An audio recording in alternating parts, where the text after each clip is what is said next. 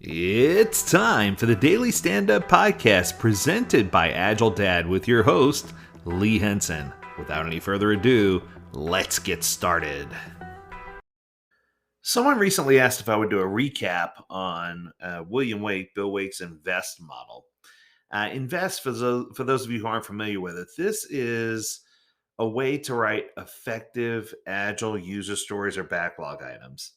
Now, invest obviously is an acronym, but it's worth the investment to take the time to review these things to make sure that you're getting them right. So, for me, when I think about invest, I want to go through each of the letters with you. I want to talk about what it means, and I want to talk just a little bit about how we can apply it. So, the I stands for independent. Now, it's truth that you can't always avoid a dependency. Sometimes dependencies exist, but if it's at all possible to avoid dependencies or to maintain or manage dependencies, I think it's important for us to take that step and do that. So we should try hard when we're writing backlog items to avoid dependencies if possible. And here's a good tip. If you find that a dependency exists, many times that backlog item can be broken down into two smaller items where a dependency might not exist, where one team could take on one, a different team could take on the other, and they don't have to be built exactly together. You could stagger them in sprints, you could spread them across teams. So there's lots of ways to manage dependencies that take away the risk and that keep the stories independent. So there's a good little tip for you there. The N stands for negotiable. I love this quote from Mike Cohn. Mike Cohn said, quote, "A story is not a contract. It's a placeholder for a future conversation." And this goes along with his three C's: the card, the conversation, and the confirmation. So I think it's important for us to know that stories are not meant to be hard, fast, dedicated, not flexible. Stories were meant to always to be negotiable conversations. And I think that sometimes we skip the conversation piece. The V in invest stands for valuable. This one is, call me Captain Obvious, but this one to me is probably the most obvious and the most relevant.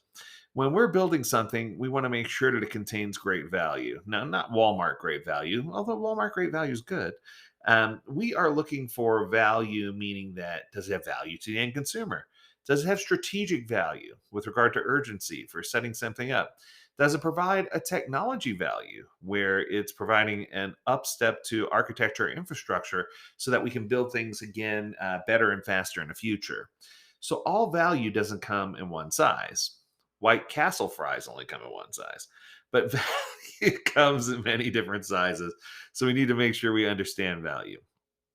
The E is my favorite. It's for estimable or estimable because estimatable is not a word. And I think that if you think about it from a perspective of making sure everything's clear enough for the team to be able to estimate a size or scope, the question is, could a team put a t-shirt size on it? If you like it, then you got to put a t-shirt on it. Oh, wait, that's a ring. But I think you see where I'm going with this. The team can t-shirt size the item and say, compared to everything else, that one's small, that one's medium, that one's large, and have a good benchmark for small. It makes it easy for everybody to get their head around, and they can estimate the size or scope of the story. Now, what's interesting about that is here's another tip for you. If you're doing story point estimation correctly, when you get to estimable or estimable, if an item is estimable, what it means is that you shouldn't have trouble or two different people saying that something is a different size. Once you have a good benchmark in place, the size of items really doesn't change.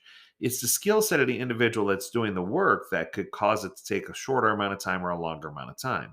But the truth is, the size doesn't change. The easy way to think of this is painting a wall. If I'm painting a wall, the size of the wall doesn't change, but may have different people on a team who have varying degrees of experience painting walls. Somebody might own a professional paint company, have giant sprayers and all that good stuff. Somebody else might be a do-it-yourselfer, while somebody else has only painted once in their life and it was one of those color paint by number coloring books, right?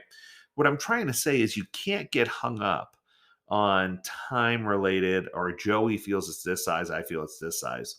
What we have to do is separate size from time. And if you can separate size from time, that makes estimable a whole lot easier.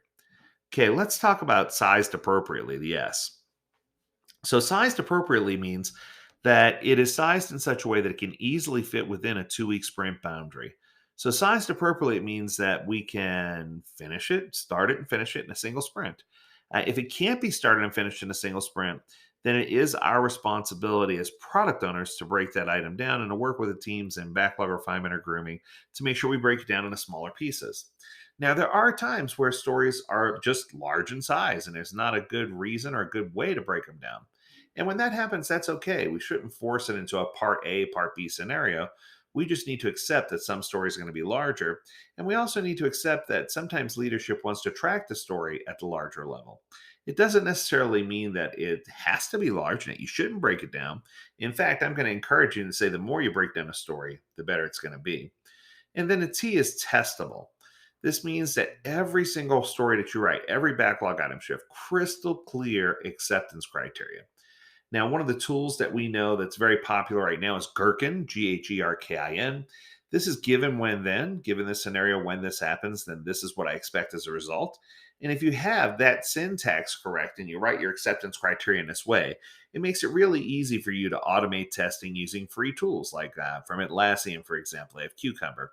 They've got lots of tools out there that you can use to automate your acceptance criteria testing or your acceptance test testing and make sure that you have everything that you need in order to make sure that item meets a clear definition of acceptable. Now, notice I didn't say a definition of done. It is up to the product owner to make certain that we met the acceptance criteria and that it's ready for demo. But it's the team's responsibility to make sure that they take on the work in the best way possible, that they're not just creating widgets to create widgets, and that they're checking in frequently but with both the product owner and the stakeholders to make sure that the product or service that they're building meets or exceeds expectations. That's going to do it. And I think that was a real good summary for Invest. If you have a topic you want us to talk about, feel free to reach out to us, learn more at agiledad.com. We would love to hear from you. And as always, we encourage you to stay healthy, stay well, and stay agile, my friends. Until next time, do take care.